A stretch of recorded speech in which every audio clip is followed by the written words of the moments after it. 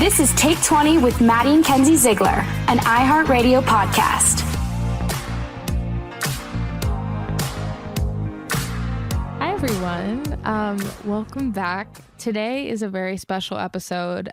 We have Alison Malmon on, who is the founder and executive director of Active Minds, which is a nonprofit organization supporting mental health awareness and education for students. Yeah, I mean, we're all going through something. I mean, it's a really tough time in the world. So we just wanted to get some advice and, just talk through some of our issues that we're going through. Yeah, it's going to be fun. Yeah. Hi, Alison. So thank you so much for being on the podcast today. We're just so happy to have you here and kind of share some information and knowledge. And yeah, thank you for being here.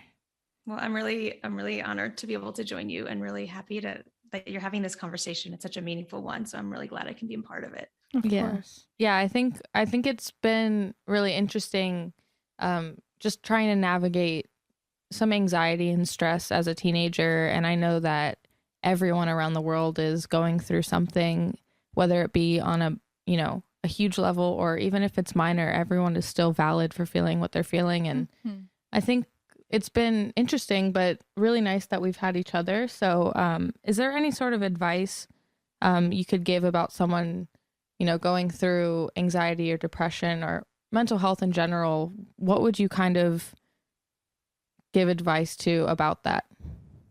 Yeah, I love the question and even just how you started it, because I think one of the things that we tend to think is what I'm going through isn't as bad as what somebody else is going through, right, or I don't deserve to feel this way, or I have all these things and this person doesn't have this. And I think the most important thing is that whatever you're feeling is real and it's valid.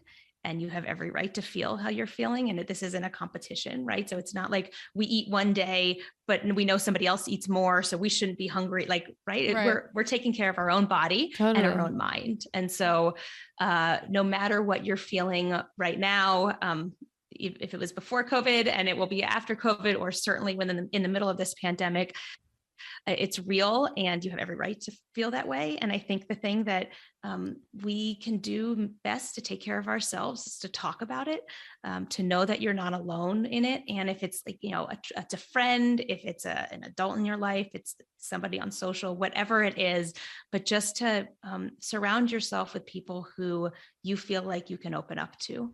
And, hopefully and ideally that's somebody in your personal life and you have somebody in your family who is that support. But if not, find your tribe somewhere else and know that you are cared for and people really do want to help and support you. And you deserve to feel great, and you deserve to get the support that you need.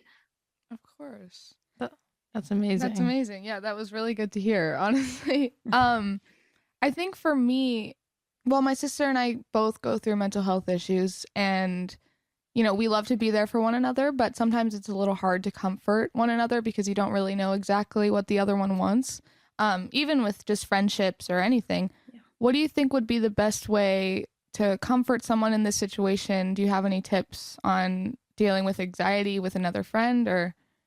Yeah, it's a great question. And I think one of the things that is really hard is that we are often afraid that we're going to say the wrong thing, so we don't say anything at all. Mm-hmm. And don't worry about that, right? Like, it's part of what it means to be a friend is just to be there, even if you don't have the right words. At Active Minds, we have a tool called VAR, Validate, Appreciate, Refer.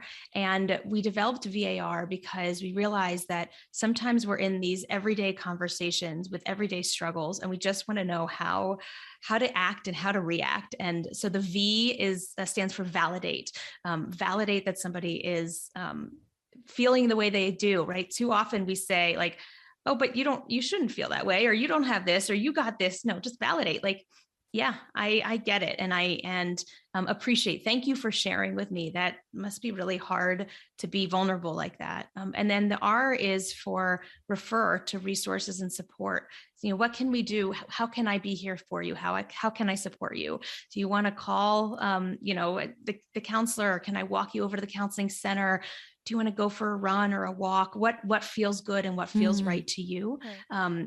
Oftentimes what it means in these situations is that we don't have to get to crises before we start intervening with someone. It's just about how are we a friend? And if you sit back and you think, gosh, how would I want somebody to talk to me?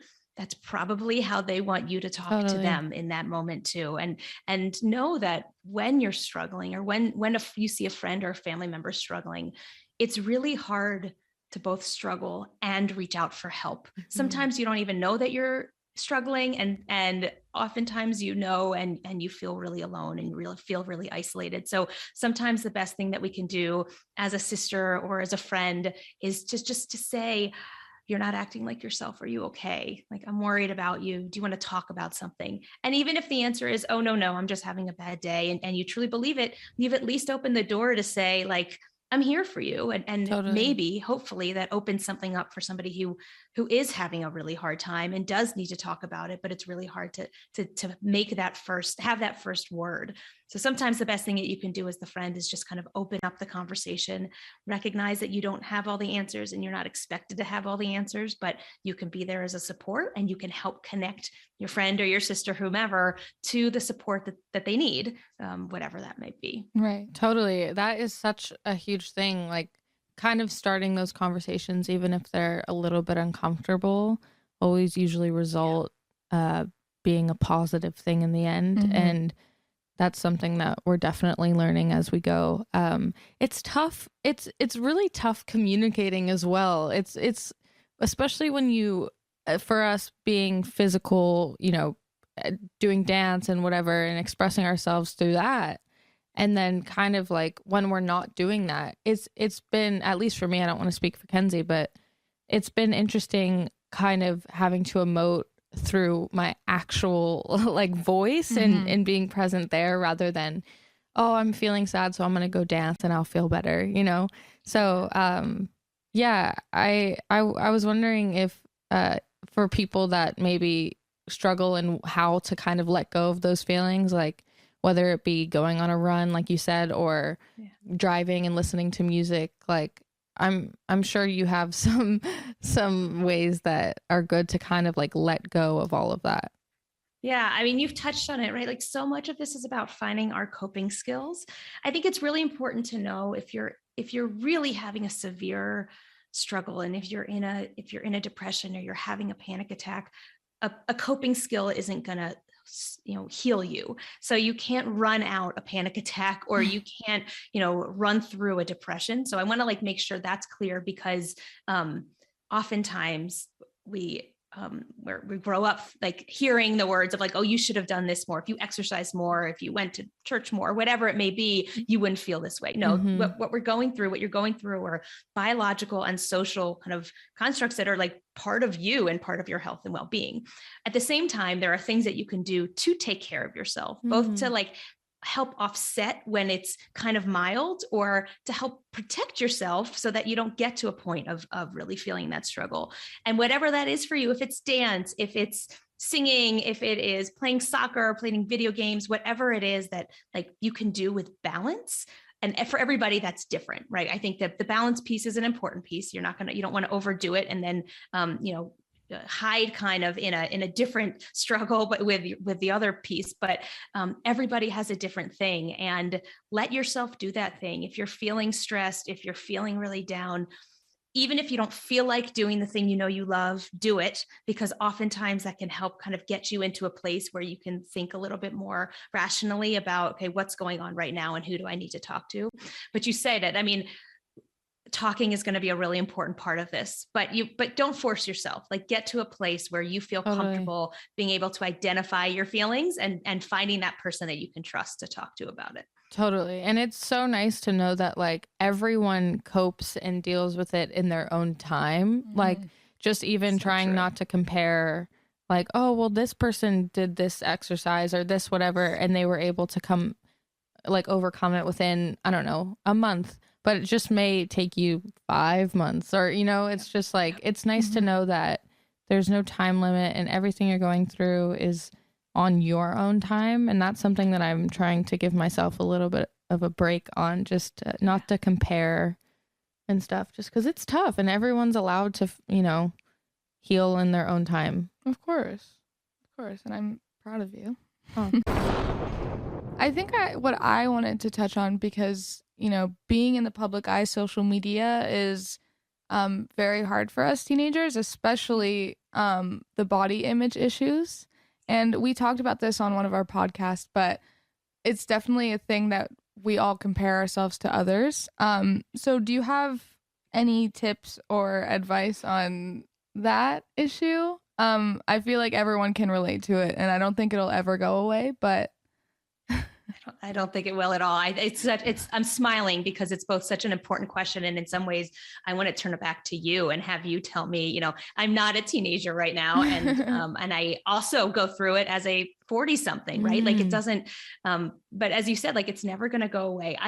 So I have kids, I have young kids, and I have spent some time talking to my like 10-year-old, like really young, who is interested in getting social media. I had her scroll through my feed. And I told her, I was like, well, like, look at all the stuff that I have on my feed. Did I post about the times that like I was yelling at you, or that your sister was having a tantrum, or that we took a picture and everybody looked like crap or our eyes were closed? No. What you see on and you know everything about me as your mom, what you see on my feed is like all of the glitz and glamour, and everybody's smiling and everybody's happy. And so you need to know that that's what everybody's doing. Yep. Right. And it's easy to like see and understand and intellectually, but when all you're seeing on a feed is what looks like perfection, right, it's really hard to remember it. And so my recommendation for everybody is to remember what you put on your feed, to then remember how other people are censoring what they have on their feed too, right? And then the easiest solution is to say like, walk away, don't look at it, but that's not necessarily reality. Like that's your life, and it's especially your lives, but it's for everybody who's on social. Of course. Like that's how we're developing friendships and connections. Totally. But as much as you can intellectually remember how censored your stuff is, it can help you then broaden that to realize that like that's really what you're looking at. But it's hard. There is no one good solution, and it's something that we've been working through for a long time. And I'm curious, like, how would you answer that question? Yeah, that's such a good point. I mean, Instagram is just essentially a highlight reel for everyone. I don't know if you know this, Kenzie. I think maybe I told you, but I a few days ago deleted the Instagram app. I still have the account, but I just really noticed myself going into a pattern of every time I'm going through an anxious moment, I'll have an anxiety attack and it gets really, really bad. And my first initial reaction is to, distract my mind, go on Instagram, start scrolling really, really fast to kind of get your mind off of the anxious moment that you're going through. But then it ends up just making me extremely tense and even more anxious, just because now I'm not only dealing with what I'm going through, but I'm also now comparing myself and thinking, oh, their life looks so good, or whatever it may be. And so I kind of had a moment where I just quickly deleted the app, and I feel so much better in the morning knowing that I don't wake up and instantly go and just check what everyone else is doing. It's helped a lot, even just in a short amount of time. And I honestly suggest a lot of people to try and do that. I know Kenzie's done it a bunch, and it's really beneficial. It really is. Yeah, I mean, I think it's very refreshing once in a while to just get rid of a lot of your social media apps, because we all just need a second to be in the real world. I feel like I'm always just trapped in this bubble where everything is on my phone. And I feel like I just need some time away from my phone. I'm like, I don't need it anymore. But yeah, I love that. It's, if you can do it, if you can take it off your phone and give yourself the break, and maybe it's a 1 day break 1 week, and then the next day you can go to 36 hours the next week, or whatever it may, like, build it up for yourself. Right. Remind yourself that you can live an awesome life off of your phone, and then you can reintroduce it as it makes sense. And, you don't have to stop altogether, but sometimes it's that reminder that, like, I have a great life off of my phone too. Yeah. And I actually don't miss out on all that much if I'm not with my friends on phone or whatever it may be. So I love that. Yeah. And how do you feel about now, after, all of us being in the pandemic and the last 2 years being so crazy? And I've had this conversation with a lot of people. I'm interested how you feel, just like kind of the social anxiety of going back to in person. I mean, now it's tricky, with the variant and everything, but just like even in the situation of like, oh my gosh, I haven't really connected with this many people in a long time. How do I have a conversation and not feel awkward? Like that has been kind of tricky, even for me, which I don't know. Yeah, no, I mean, it's real. Like you're identifying something that we've really seen is this anxiety of coming back. And, you know, the big joke that introverts really have loved the past 2 years because we've had the ability to be at home and not have to be social. But for people who have been really happy where they are, or those who really have missed the social interaction, it's really hard to go to a coffee shop now and like remember how to talk to people. And if somebody wants to come in and give you a hug, this like really awkward of do I touch you or not?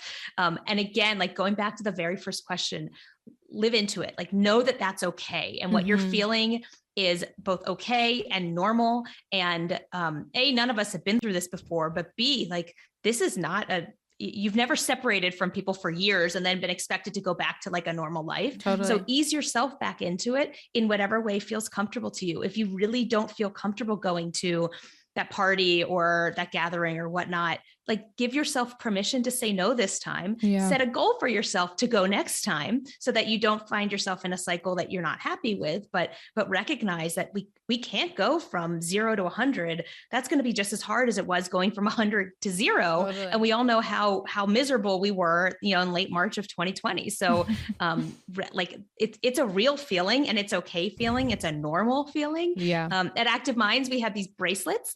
They're green, yellow, and red bracelets, the silicone bracelets that we hand out. And the idea is if you're wearing a green bracelet, that means like, I'm comfortable, feel free to shake my hand or give me a hug if we're doing that. Yellow is, you know, like I'm out, but like, let's fist bump. And red is, I would love to interact with you, but let's keep our distance. I'm still not feeling very comfortable. Like if you need to do something like that, do it. Like put it out on your sleeve so that you don't have to, so that you can own it and know that it's okay. What a great idea. I wish the whole world had those bracelets. That is so smart.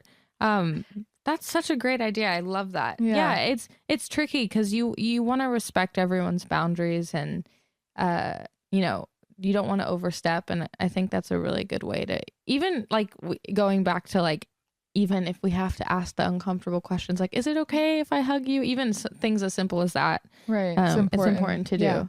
Yeah. And I think also like kind of touching back on like if someone's going through an anxious moment, something I remember we both at the time had a therapist that we're not with anymore, but Kenzie was really going through it, and I wasn't at the time. And something that she kind of helped me do with Kenzie was just to kind of squeeze her arm and kind of work down her arm to kind of calm her down. And I was just wondering if like there's any sort of like other techniques that are comforting if someone doesn't feel open to talking. Is there a way that they can comfort them kind of just being there? Yeah, it's a great question. I mean, my first answer is going to be like, ask the person when he or she is not in that moment. Hey, like I've noticed you get there, what feels right and what feels good? Because I think one of the important things is everybody is going to be different, right? Like everybody has different coping skills and everybody also in the moment either wants to be touched or not. Grounding is a really important part of being in panic and being in an anxiety and panic attack. And so helping ground either physically or if you're seeing it in yourself to just like look around and notice points around yourself. Those are going to all be really important components of it. But I think the thing that I would recommend, and you said it, Maddie, it's have the uncomfortable conversations, but realize like the only reason they're uncomfortable is because nobody's taught us how to have them. They're actually like totally normal questions in the same way of like, hey, you have a broken foot. What can I do to help you? Right? Like, hey, like when you're not you, or when you're having a panic attack, what's the most helpful thing? That shouldn't be an uncomfortable question. And the more you ask it, the more normal it feels, right? And like, that's mental health. But so far we have like been raised to like not talk about anything until it gets to be really, really, really bad. But if we can make these kind of questions and conversations in the moment, they don't have to be uncomfortable. So, the arm grounding through an arm is really helpful, and just being present. Some people really want to feel that weight, and others don't want to be touched at all. And I think that's why I would say ask, but ask when somebody is doing well and you have that kind of relationship where they feel comfortable that they can open up to you. Right. Wow, that's awesome. That's great advice. Well, thank you. We are going to be having Alison on for episode 2. We're doing a part 2, so stay tuned. We're going to be asking her way more questions. Thank you so much for being on. This was really important topic to talk about, so thank you. But yeah, thanks, Such guys. a pleasure. Thank you guys so much for having me on. Oh my gosh, we're so happy to have you. Thank you. Thanks so much for taking 20 with us. If you had fun, please give us 5 stars. You can follow us on Instagram at Take20Podcast. Email us at take20@iheartradio.com. Or you can call us at 844-4TAKE20. See you next time. Bye. I hope you guys like this video and subscribe to my channel, and don't forget to hit that like button down below. But yeah, I hope you guys enjoyed this, and let me know in the comments below what else you would like to see. I hope you guys like this video. Thank you so much for watching. Bye.